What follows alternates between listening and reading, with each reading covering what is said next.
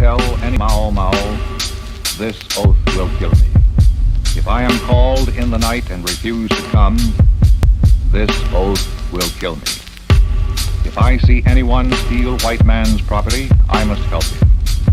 I must hide what he gives me and say nothing, or this oath will kill me. The whole system in this country, the economic system, is such that jobs are scarce. Automation is limiting jobs. It's decreasing jobs. And as automation eliminates the job opportunities, legislation will not create job opportunities. All it will do is bring about friction and hostility between the two races. You see, there will be no progressive revival if black folks are not deeply involved in it. I will obey all orders of the Mao Mao, or this oath will kill me.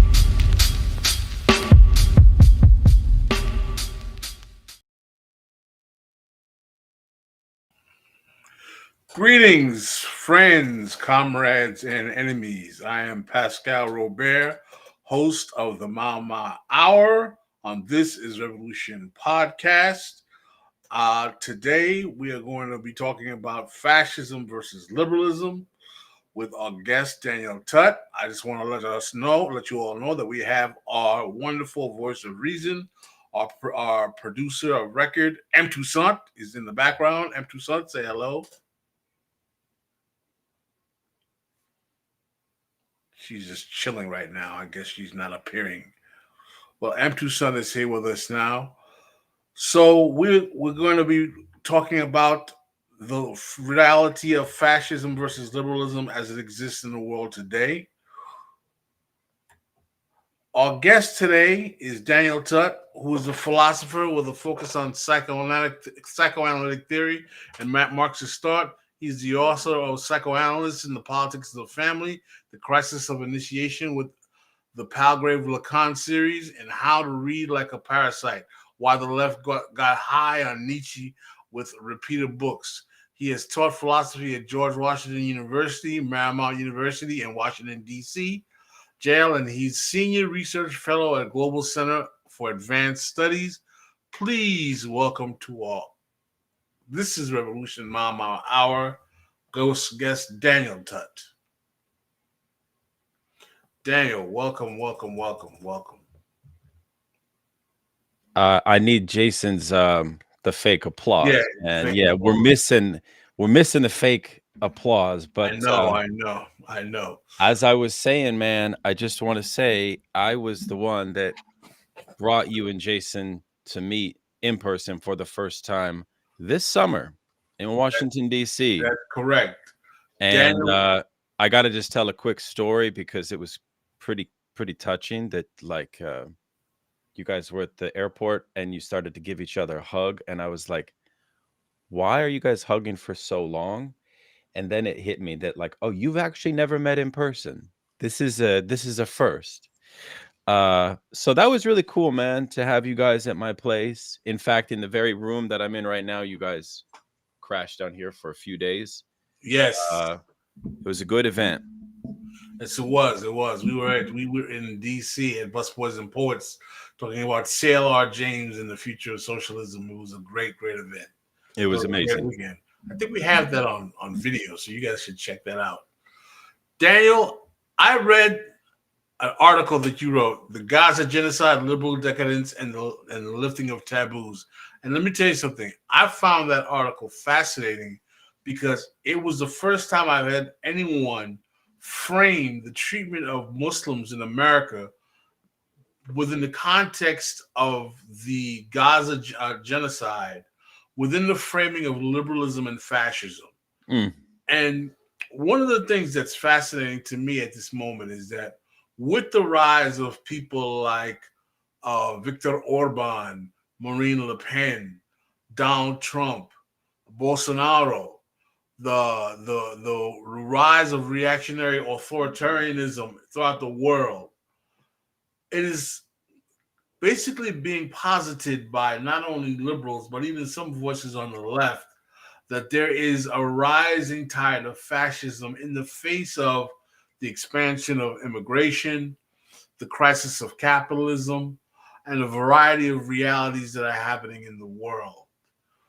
And there are some that are reticent to refer to this movement as a moment of rising fascism, and they're simply saying that these are the results of the contradictions of capitalism.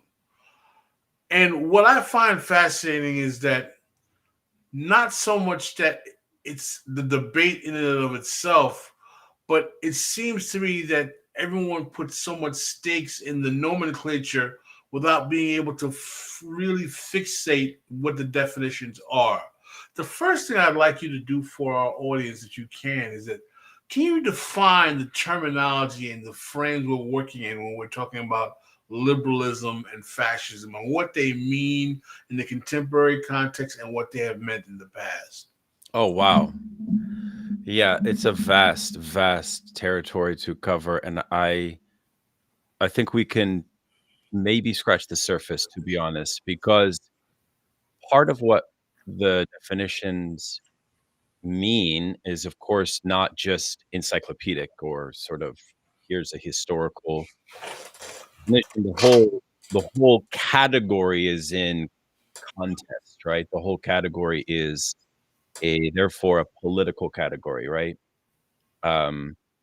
So, for example, if you read the manifestos of the classical founders of fascism, from Mussolini to Hitler, uh, it's quite easy to generate a fairly clear sense of the forces of capitalist crisis that emerge in the 1920s, the way that a particular form of corporatism is used to mitigate the problem of unemployment, the way that certain classes are mobilized in response to capitalist crisis.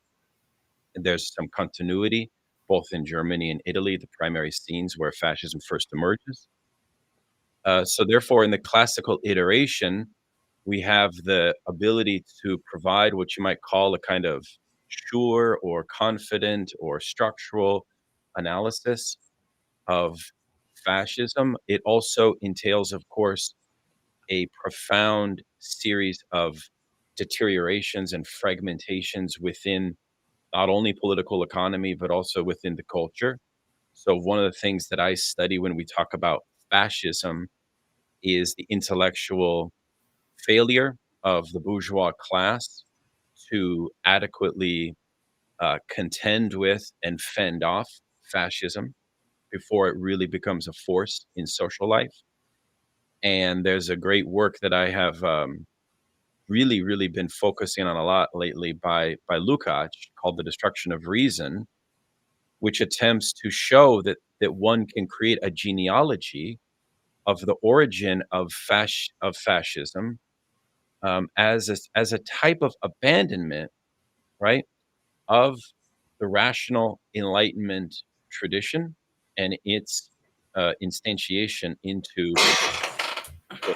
There's a number of ways to get at the definition of fascism, but what I think is most interesting when we talk about fascism in relationship to liberalism is the correction of a longstanding interpretation about fascism that liberals have put forward, such as Hannah Arendt, such as Mises, such as Hayek, and others, who basically want to argue that fascism is a type of perversion of socialism, and that therefore liberalism is exonerated or is no longer culpable for the rise of fascism.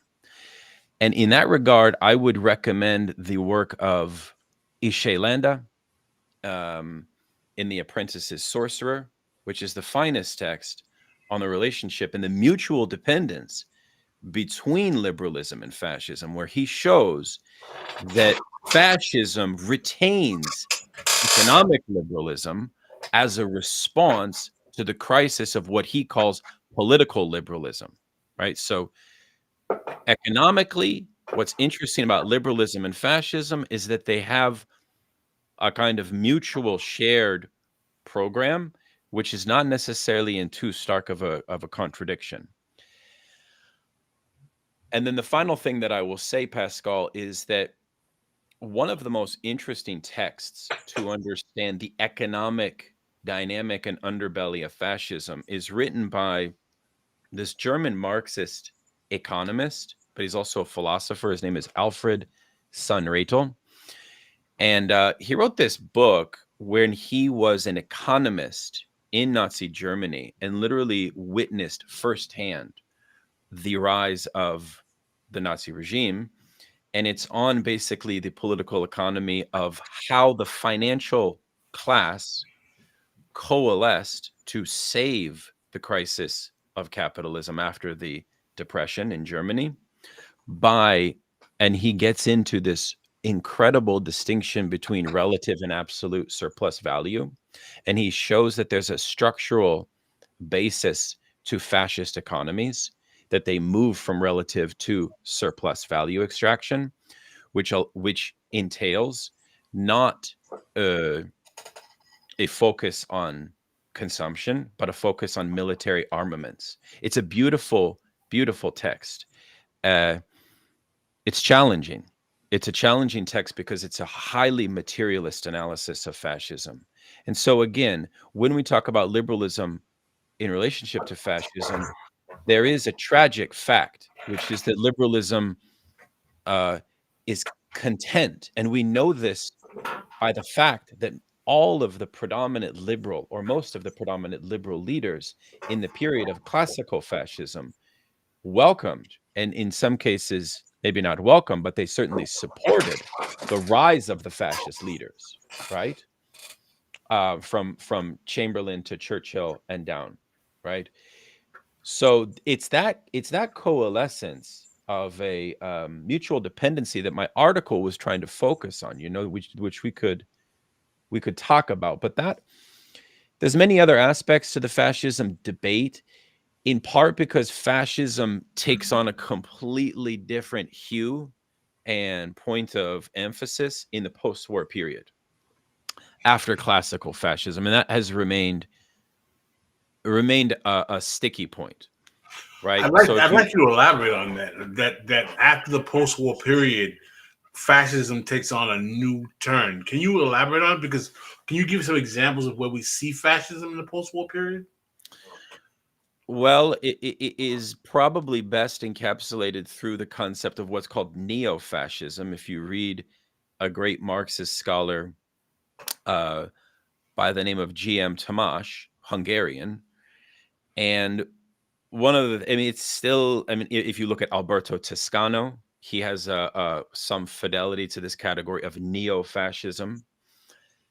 It's slightly vague, but it basically refers to a kind of anti-cosmopolitan or anti-globalist sort of movement of the far right, which is responding to post-2008, in particular, imposition of austerity. So it's responding to the diminishment in the prospects of the future. It's responding to the diminishment of the social reproduction of life as many in the West knew it during the welfare period. So there's an implicit nostalgia for a return to the welfare period, knowing full well that the neoliberal period has taken away certain inbuilt promises. Why is it that nobody speaks anymore of the American dream of property ownership, the diminishment of the possibility to reproduce the family, and these kind of classical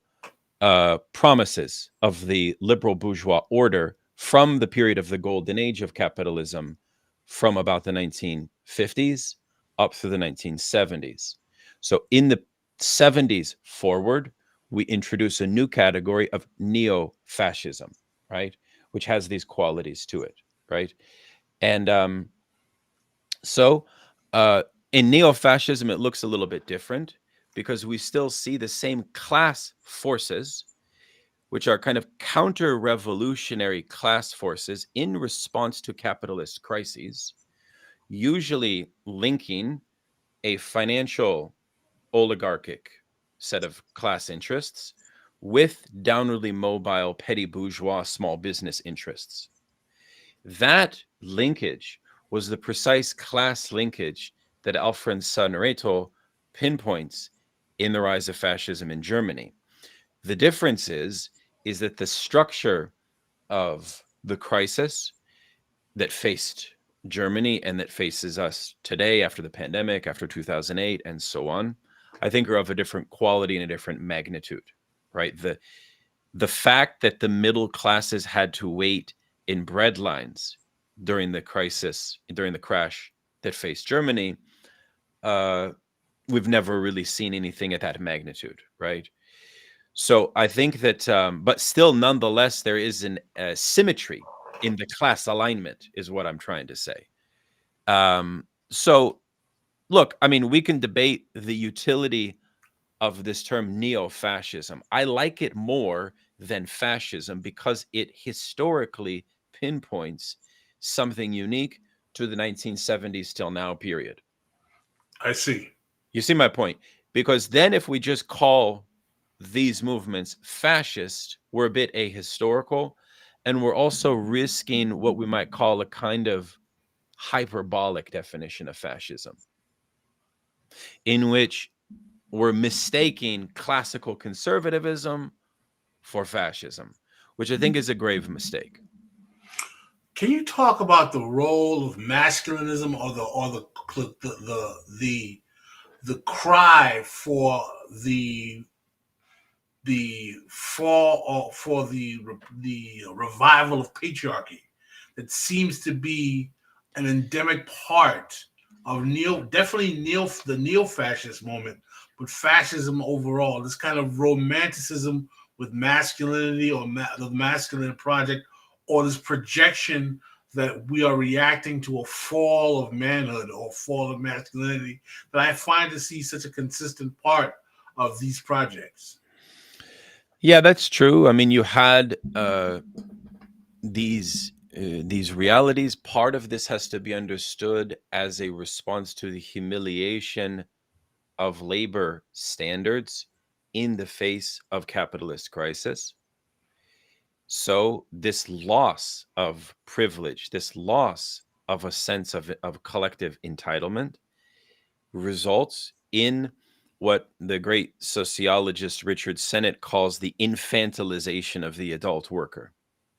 The infantilization of the adult worker. And if you think about that phrase and that concept for a moment, and then you think about the rhetoric of Trump, right? And all of its kind of like regressive humor, right? You can see that there is a very clear materialist, labor-based analysis for why the discourse has deteriorated in this way. It's a response to the collective humiliation of capitalism. Now, liberals will respond because they do not have a critique of political economy, of capitalism at this level. They will respond by showing that the masculine, the turn to the masculine, this kind of thing, they will ridicule it, they will racialize it, they will heighten this as a moralistic, right, impunity, right?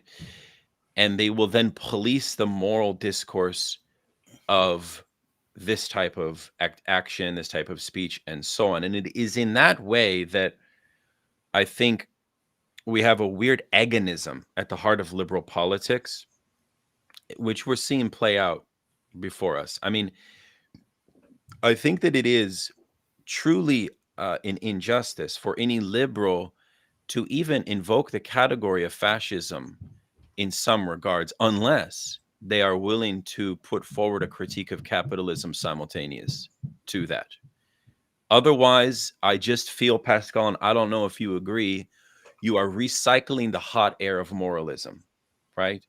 If you are not capable of diagnosing the material basis of the humiliation that is leading to this situation, then good luck, because all you're going to do is foment a certain symbolic violence, or worse, an actual violence, right?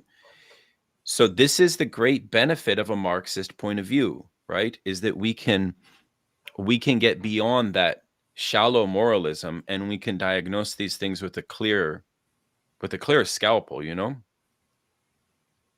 No, this is a very valuable point you're making, because one of the things that we find problematic at this moment is that the only analysis that the liberals are offering is to moralize the rhetoric of the reactionary right or the neo-fascists as either racist, sexist, homophobic, transphobic, so on and so forth, and appeal to all of the various identitarian markers that are offending those who are hearing this language. And we shouldn't act as if that this language is not offensive or problematic on its terms.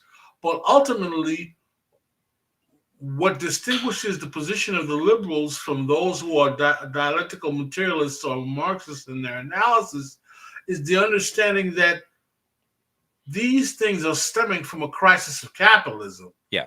That has been brought forth by the management of the liberal elite class. Exactly. Yeah, that's exactly right. So there is therefore a kind of détente that liberals will make with fascism.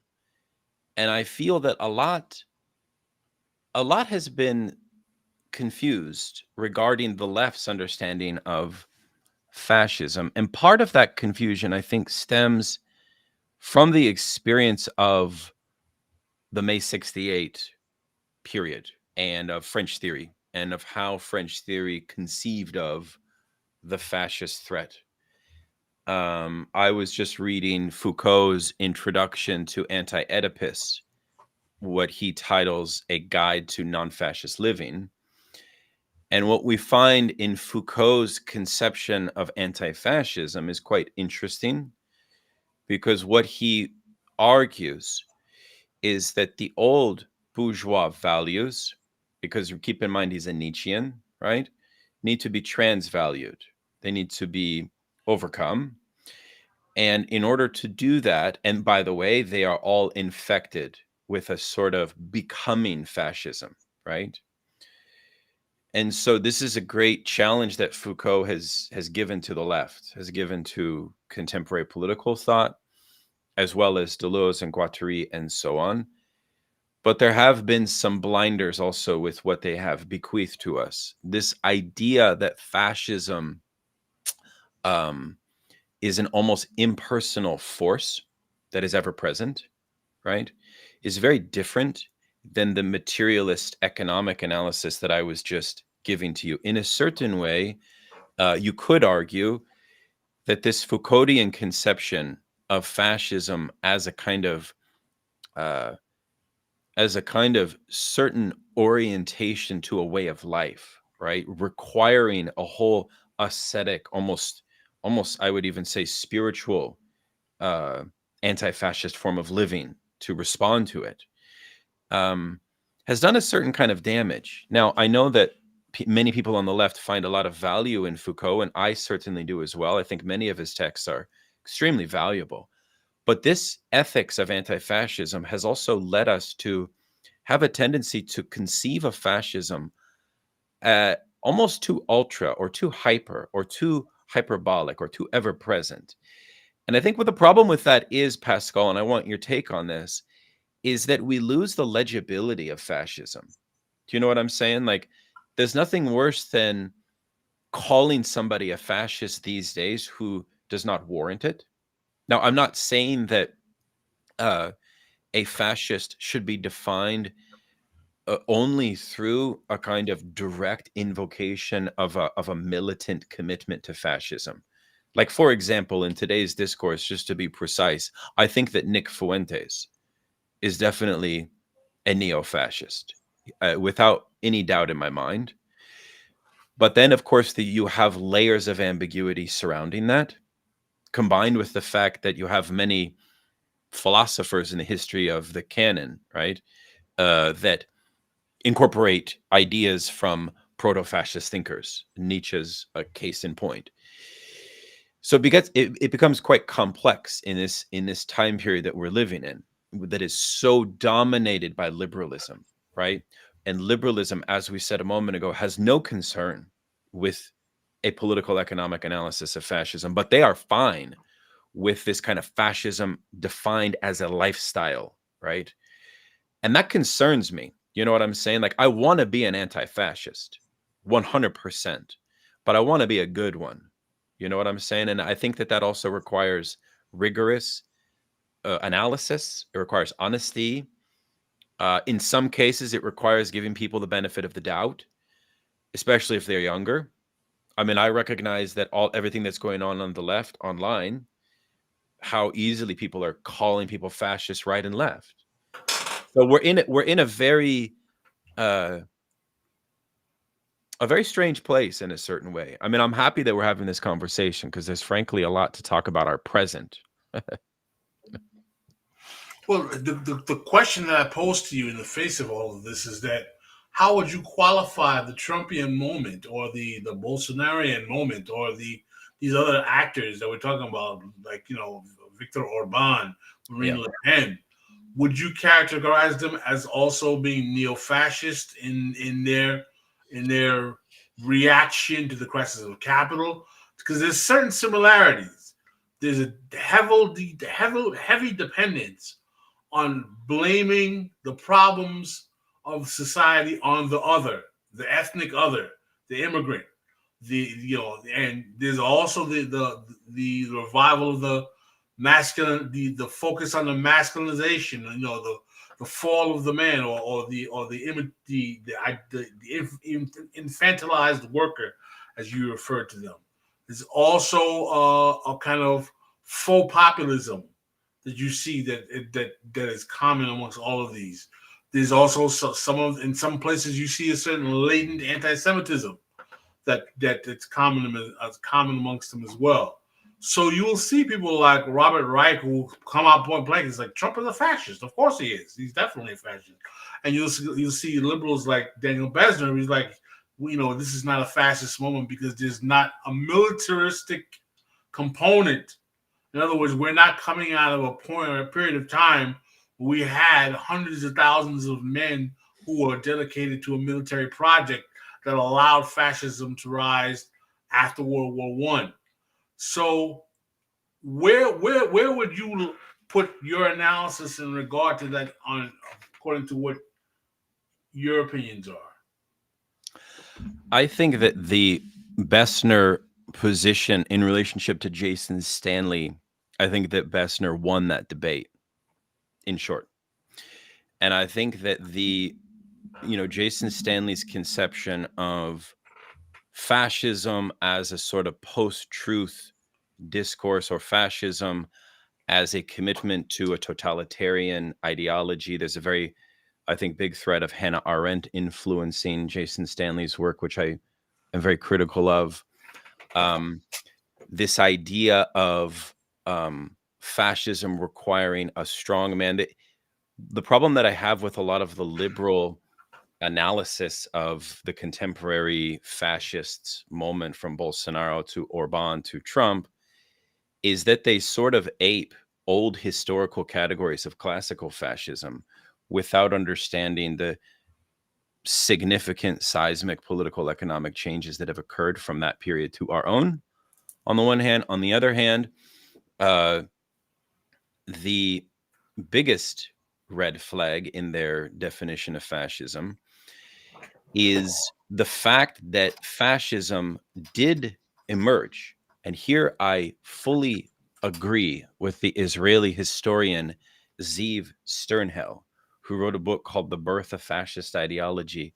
I always talk about this book all the time, where he argues that in form, Nazism and the fascists in Italy were the 180 of socialism. They had nothing to do with socialism when they emerged and when they sort of sprouted. However, the intellectual origin of fascism emerges with a figure by the name of Georges Sorel.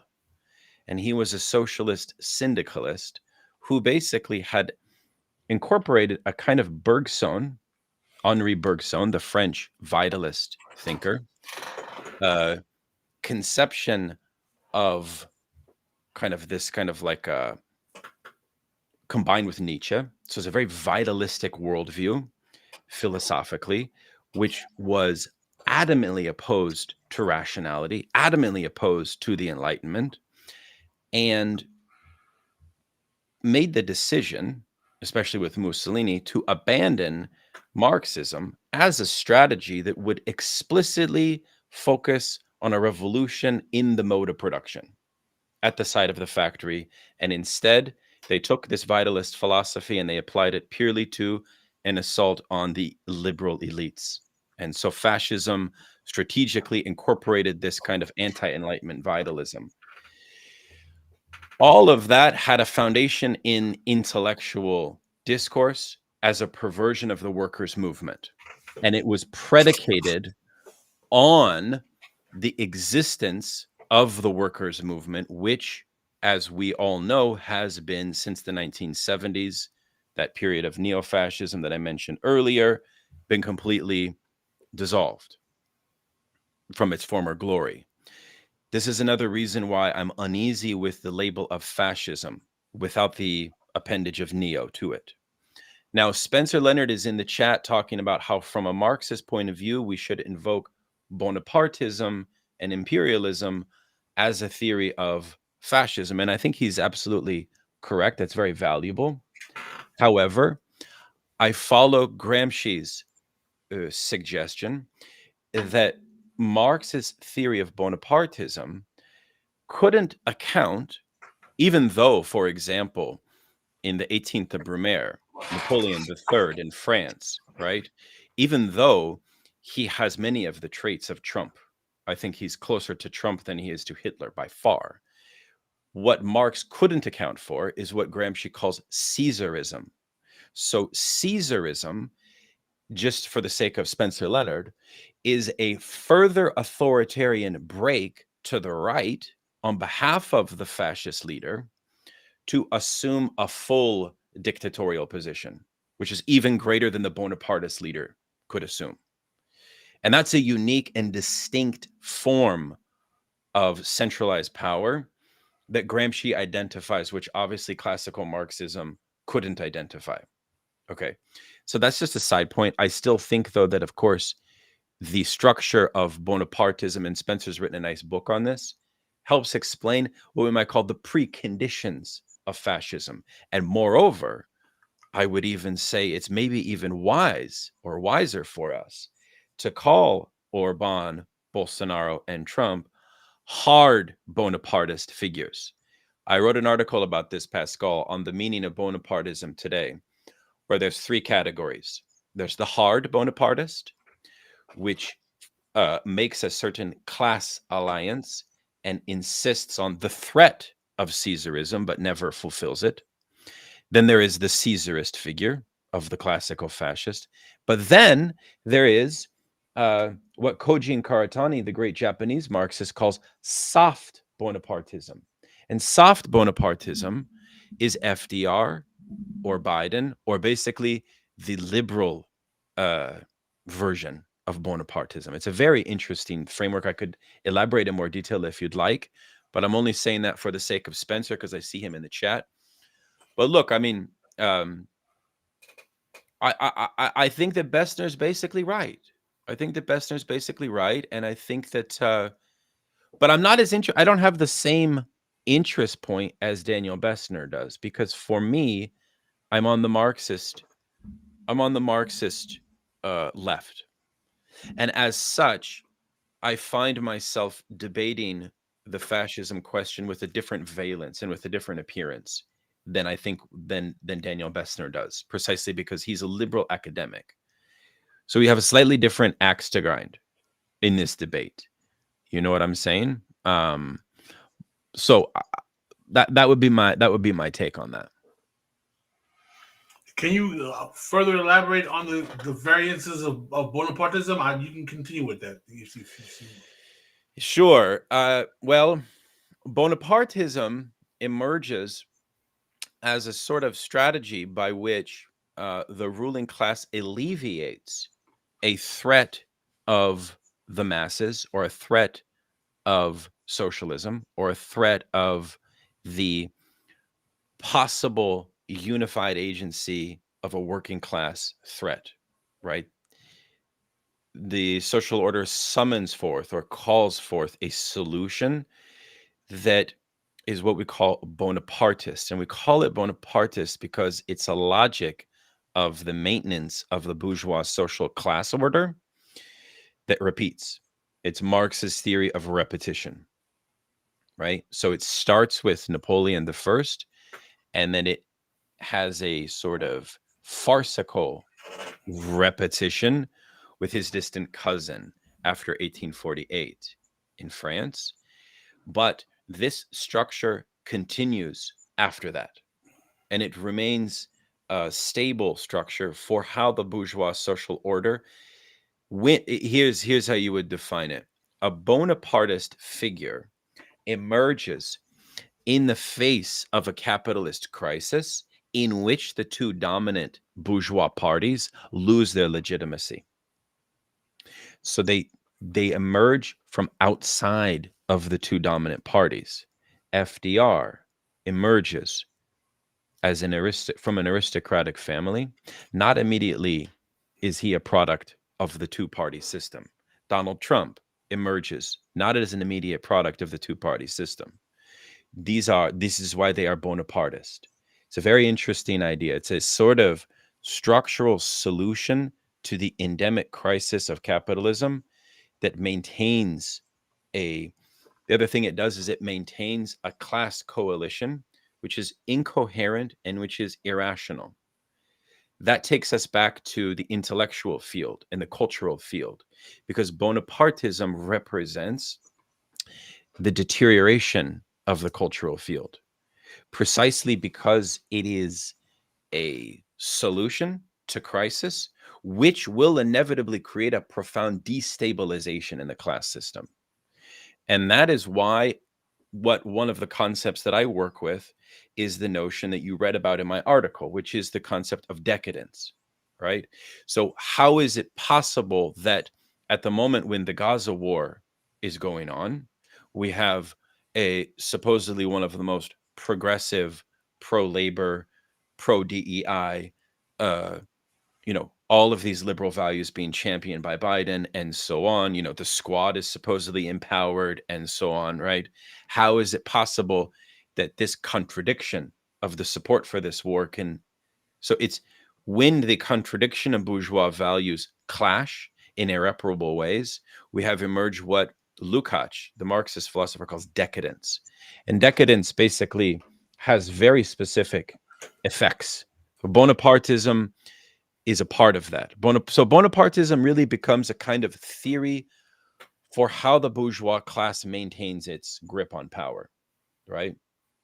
When the system should have had a revolution, or when the system should have had a working class seizure of power, it doesn't have that. Instead, it gets a Bonapartist solution. So it's kind of this monstrous repetition of history. It's the most monstrous of them all. And I think it's probably better that we invoke this category precisely because there's these different forms. There's liberal Bonapartists, there's these hard, more conservative forms, and then there's Caesarist. That's Gramsci's 3 categories of Bonapartism. I think they're much better than just calling everything to the right fascist. Do you know what I mean? It's just much, it gives us a lot more to work with, right?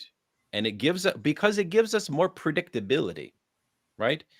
But I mean, at the same time, based on in the post-COVID situation, this idea that Bonapartism or fascism is a structural response to crisis, the current capitalist order is challenging this conception in some ways, precisely because it's shown itself as capable of managing crisis at a highly sophisticated level that I think has surprised a lot of us. So that's a bit of a taste of it, Pascal. I wrote an article on it that broke it down in more detail, but that's a gist.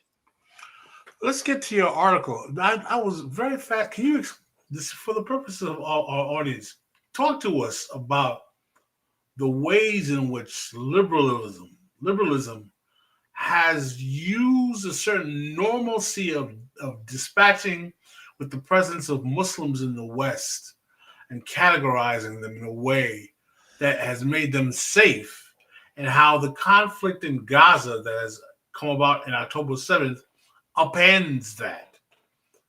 Can you talk about that, please? Yeah, I'd be happy to. All right. So there's a great late anthropologist by the name of Sabah Mahmood who put forward the idea that racism towards Muslims is basically could be understood through this prism of what she refers to as institutionalized Islamophobia. And she thinks that in the West, in America in particular, but also in the UK, heightened during the War on Terror period from 2001 up till about 2016, let's say up to the end of ISIS. The inclusion of Muslims into institutions, whether that be governmental, whether that be academic, whether that be NGO, corporate, etc., has functioned on this distinction between the good or the bad Muslim. It's kind of like a dichotomy, kind of Janus face. And so as long as the Muslim is capable of basically adhering to the value system of liberalism, from meritocracy to individual competition to personal performance and all of these metrics that we know very well, they can be included. But if there is a political expression that is in opposition to the interests of U.S. imperialism, Sabah Mahmood says that this categorization renders the Muslim as otherized, and a whole procedure of racialization then occurs, ostracization, right? Now, one of the things that's been interesting about the Gaza war is that ostracization has happened at lightning speed by the very class of so-called liberal enlightened centrists under Biden. There have been dozens, if not hundreds, of firings, of cancellations. We're talking about everything from artists to people in the State Department to academia. I'm not talking about like working class Muslims. I'm talking about an intra-elite, intra-PMC otherization that has taken place at a very rapid pace. Okay. All driven by Israel's genocidal assault on Gaza since October 7th. It's been like lightning speed. And there is a playbook for this. I mean, Pascal, we were just talking about life for Muslim Americans during the War on Terror period. Most young people don't understand or have a bearing on the level of state repression, surveillance, monitoring. Every mosque in America had FBI informants, most everyone embedded within it. So the politicization of Muslimness has been with us for a long time. I think in some ways it has waned only because the imperial status of the U.S. in direct warfare through the drone program has taken it back a few notches. But the Gaza war reignited it. It reignited it. And we've seen the rise of vicious hate crimes towards Muslims. We've seen a very notable event in New York City of this guy, Seldowitz, who was actually like a liberal, award-winning civil servant who basically had this kind of like full-on breakdown at this in New York City to not even a Palestinian, but to an Egyptian food truck worker. It was actually quite startling. I mean, you want to talk about liberal fascism, watch that Seldowitz video and you will see what I mean by this kind of unhinged. I mean, in some ways, his assault, his verbal assault on this man resembled the same eliminationist ideology of classical fascism. But the irony is, of course, is because liberalism is undergoing this process of decadence of its own values, all of its values are upended. They're all up in the air. So there's no coherence. Now, I think as socialists, that fact of liberal decadence is something that we should, if we had more power, be able to take advantage of. Because we could and should point out the contradictions, right? Because liberalism is like Gumby. It's so flexible. It's able to survive all of these contradictions precisely because its proximity to the mode of production, to the perpetuation of the social reproduction of the class order permits it that. So if we were in the arena, we could point these things out, but it has been startling to see it.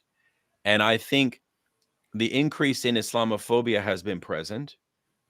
Maybe it's died down. If it's died down recently, it's only a reflection of the profound inertia that we all feel in the face of this tragedy, which many of us feel like there's nothing that we can do about it, right? Other than express concern. So yeah, it's come back. But I would actually, like to hear from you on your thoughts regarding Islamophobia. Do you find Islamophobia as a kind of category a useful one? And is it? How do you theorize it? What's your take? It's a catchphrase that has become utilized by the Muslim civil rights establishment as a means to leverage, basically, reactions from the liberal state without having an actual meaning in the lives of Muslims on the ground. In other words, if a Muslim woman has her hijab pulled off and she's accosted in the street, is she going to say, "Oh, I just suffered from a case of Islamophobia"? In other words, and the rhetorically, it has no real impact in terms of the actual lives of Muslims. It just becomes a methodology of the liberal petit bourgeois Muslim establishment appealing to the Muslim state for redress. Well, there's another form of Islamophobia which is organized. So there's liberal Islamophobia, which focuses on this model of what we call disciplinary inclusion. So you can be included on condition that you follow these set of rules, on condition that you follow this playbook. It's a very like Booker T. Washington. Right? That's the structure. Now, that is a kind of racist structure in its own right, as Adolf Reed instructs us. But there's another form of Islamophobia, which is what I call, I think the term that I use is governmentality. In this structure, what you have is a kind of more spontaneous Christian nationalist. Now, the numbers of how many people actually adhere to an anti-Muslim sentiment from evangelical Christianity, I mean, if you look at the data on that, they are high. But the thing is that the Muslim population in the US is 1%. It's only 1%, maybe 2%. Therefore, if a fascist movement in a classical sense were to mobilize in America, it's not likely that they would identify Muslims. You know what I'm saying? Like, in Europe, Muslims are proletarian. In the United States, they're mostly professional. That's very unique because a fascist movement will assault proletarians. They'll have an ideological war with professionals, but they will assault and they will pervert proletarians. You see what I'm saying? Like in Germany, I think it's 10% are Turks, and they're like taxi drivers, You know what I mean? Like right.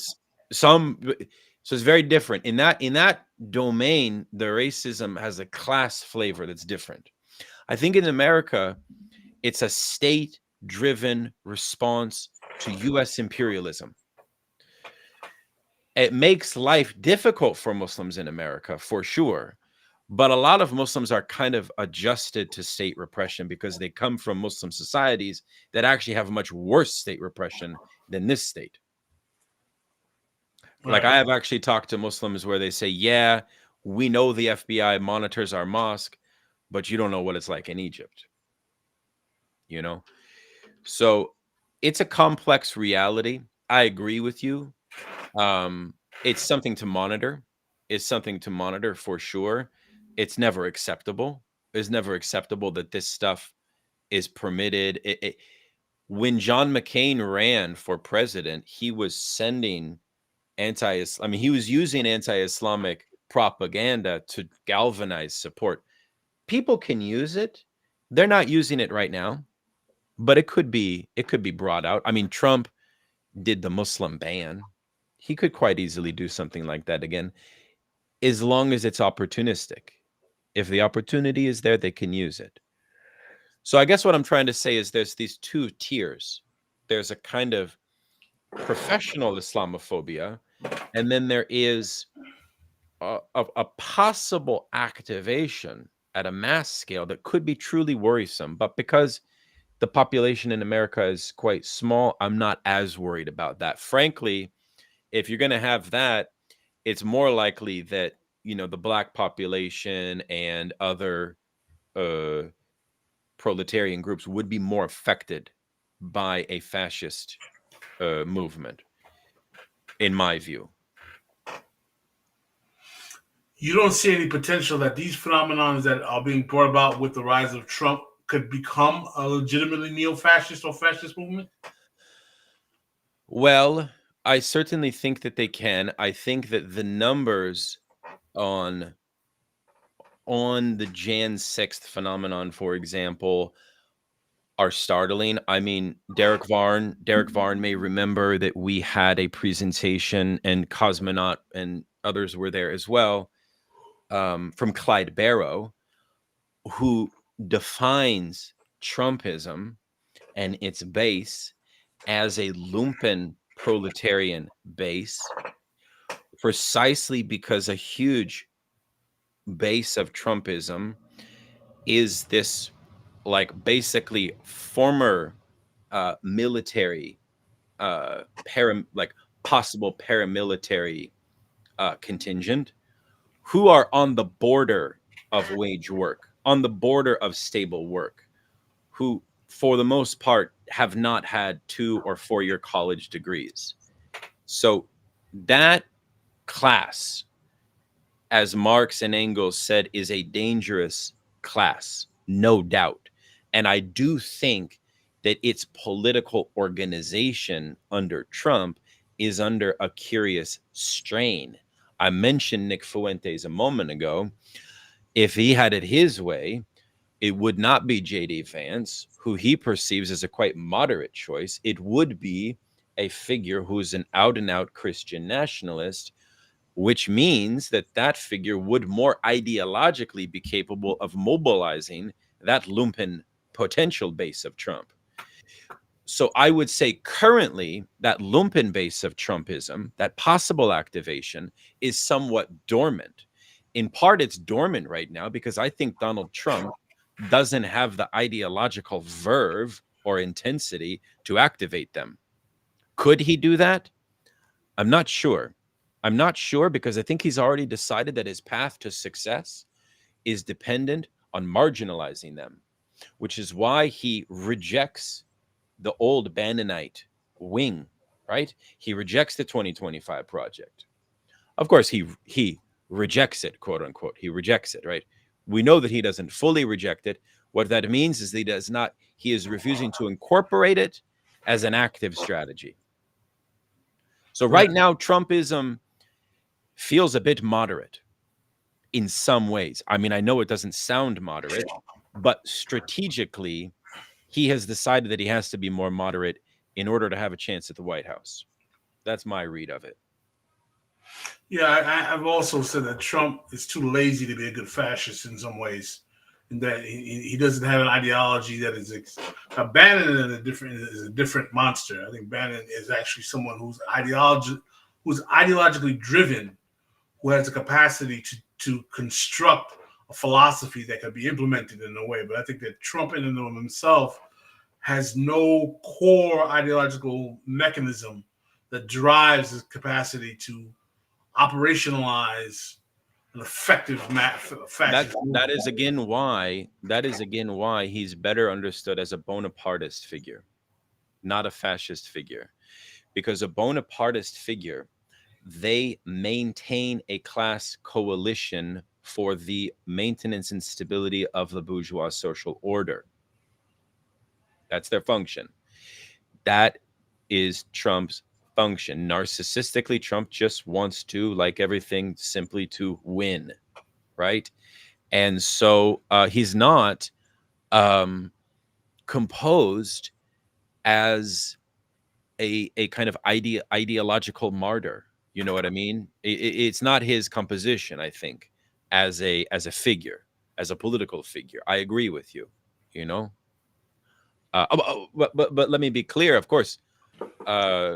It's absolutely that fact should not, because you see, one thing that could very easily happen is that this association that Trump has with these various right-wing, far-right groups itself is sign for concern and worry, precisely because they could overcome him in some ways, depending on if we face a crisis and so on. So we should never be like, because I often see this with folks that I associate with who affiliate with the post-left. They have a tendency to completely downplay any possibility of Trump as a fascist, and therefore it just makes them not worry about him at all. That, I think, is a problem he should be worried about. I see. Well, we're coming up in an hour. Daniel, do you have any projects that you want to announce to our audience that you might want to present to them? Yes. Well, one I have for you, Pascal, which is, and maybe others might be interested, but you know, after our CLR James event, you may remember I read his book on Hegel, which took me a long ass time because it's a really hard book to read. But I did an interview with this guy, John McClendon. And McClendon, I told you about him. I think I sent you his book. Really understood, because, you know, CLR James said this is his most important book. Mm-hmm. Anyways, I did an interview, Pascal. If you haven't seen it, you got to watch it. He shows that he shows everything that CLR James got wrong about Hegel, but everything that he got right. And I learned a hell of a lot from that particular interview. So I just want to recommend, you can check it out on my podcast, Emancipation's podcast, but Pascal in particular, I think you'd like it. What else? I'm doing a lot of interviews up and coming. I'm excited to be involved with a project to translate. I mentioned French theory. I'm working on translating a French Marxist by the name of Michel Clouscard for the first time. And this is something that is very important because French theory has had a huge deleterious but also positive influence. Both things are true in the American intellectual life. And Clouscard, he's big in France, but nobody knows about him here. And he provides us with a critique and analysis of French theory that is very robust and extremely important for folks to learn about. Excited about that. I'm working on a couple books. I'm doing a lot of substacking, things like that. You know, things are good, man. Otherwise. Excellent. Well, thank you for coming on our show. Mama Hour. We look forward to having you on again to talk about any up and coming projects. Well, we have coming up on an hour now. Thank you for joining us on the Mama Hour. We'll be seeing you. Come join us once again tomorrow night on This Is Revolution when Jason will be hosting, and we have a show on Saturday as well. Thank you again for joining us here, and we are out.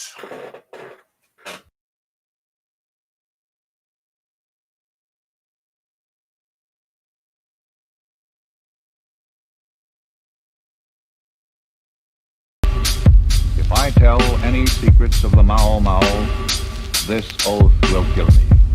If I am called in the night and refuse to come, this oath will kill me. If I see anyone steal white man's property, I must help him. I must hide what he gives me and say nothing, or this oath will kill me. The whole system in this country, the economic system, is such that jobs are scarce. Automation is limiting jobs. It's decreasing jobs. And as automation eliminates the job opportunities, legislation will not create job opportunities. All it will do is bring about friction and hostility between the two races. You see, there will be no progressive revival if black folks are not deeply involved in it.